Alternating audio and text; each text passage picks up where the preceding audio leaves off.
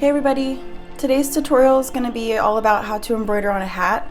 I'm just going to be doing a simple design to show you how you can use a couple of different materials to easily stitch on an unstructured canvas hat. What you'll need for this project is a canvas hat. I bought this one off of Amazon and I'll leave a link below for it. It's unstructured, meaning that there is no plastic in the front of the cap.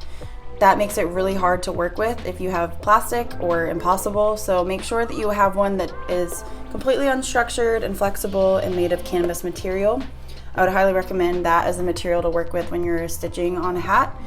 You'll need a 3 or 4 inch embroidery hoop, something small that you can put on the hat to stitch on. And then you'll need a needle, some scissors, and some way to transfer your design. I recommend using this stick and stitch dissolvable stencil. You can also use a water soluble marker or water soluble solvay. I'll leave links below and an article about how to transfer designs if you're interested in learning different ways to do it. And then you'll need some embroidery thread of your choice. I'm just going to do a little simple daisy today, and I'm using 3865 and 725.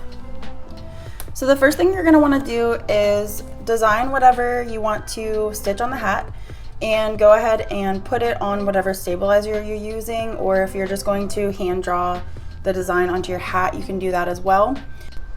I forgot to mention in this video that you definitely want to test a piece of fabric if you're using the water soluble stick and stitch with the marker you're going to transfer your design with, because some markers will bleed when you wash them off. So definitely do a test on a little piece of scrap fabric first, because you don't want your fabric or your thread to have marker bled on it. One thing that I would recommend, and this does not apply to my design, but I figured I would go over it because whenever you're stitching words onto a hat, it can be really easy to put them crooked on a hat. Since hats are not a completely flat surface, it can be kind of hard to tell if you're at a slant until you actually kind of stand back and look at it. What I would recommend doing is having some sort of ruler that you can kind of measure out where you would like the line to be, and then draw a line with like a water soluble marker or put a piece of tape down. That way when you transfer your design over, you know that it's straight on the hat. Since I am not embroidering letters, I'm going to go ahead and hoop my hat, and I'm using a 3 inch hoop. You can easily use a 4 inch, that fits as well. Anything larger is not going to fit because the hat is obviously a little bit smaller than that. So I'm going to unscrew the rings and place the inner ring underneath. There is a lip inside the hat, and I like to kind of put it this way so it's not getting caught up in the embroidery hoop, because if you have this caught in the embroidery hoop, it's not going to evenly grip the fabric and your fabric could slip. So I put it on the underside of the hat, and you want to make sure this is pretty loose so you can kind of move it around if you need to, and place the outer ring on and tighten the screw. And then you will take your pattern, if you have the stick and stitch, and you'll place it on your hat, and I'm going to make sure that it's completely centered on the seam here. Now with this stick and stitch, I have noticed when you use a smaller strip, it can slip. So what I like to do is get a few stitches going and it will kind of hold it down, or this is another way you could do it. You can basically make some loose running stitches, or do, I guess, what would be considered a basting stitch that you would end up taking out in the end. So you want to make the stitches big enough to where they're not going to be hard to take out. So what I like to do is just start around the border, and these can be really large stitches. And I just make a couple to kind of hold down.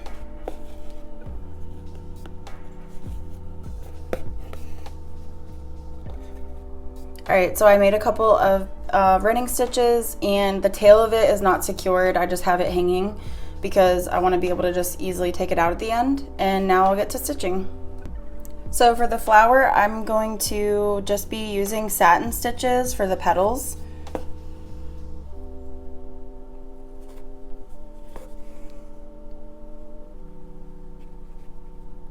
And I'm just gonna go around each petal and do probably like 3 or 4 satin stitches for each petal.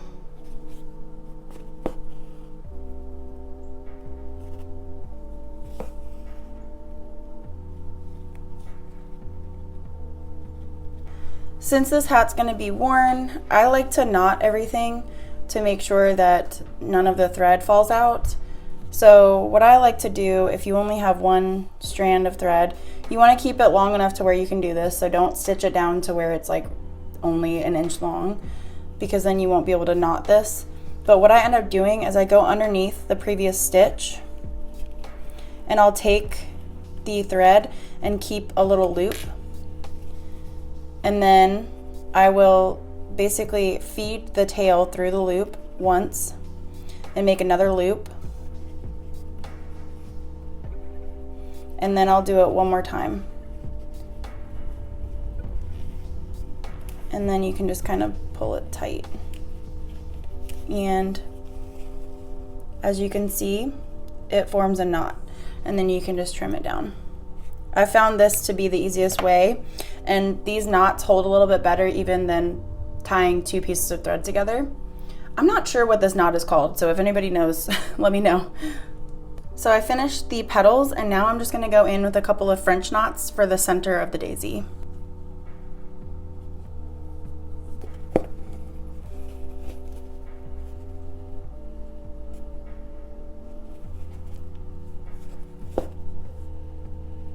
So now I'm just going to take out these stitches that I made, and then I can rinse off the stencil. The stencil is water soluble, so it rubs off and washes off with water. Just make sure that you thoroughly wash it, because there are ink marks from the design and you don't want them to end up sticking to the fabric, because this stuff can take a little while to rub off. It's not super hard to get off, but definitely run it under some cold running water for a while and kind of rub around, because sometimes the stencil that's like right in between crevices can be a little bit hard to get out. And here's how mine turned out.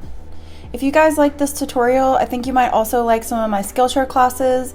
I'm not sponsored by them, but I am a teacher and I have a referral link that I'll put down below. I have about 4 different classes on there, from embroidered flowers to tool embroidery to adding texture to your embroideries. So definitely check it out, and you can get a 14-day free trial through my link. Thanks so much.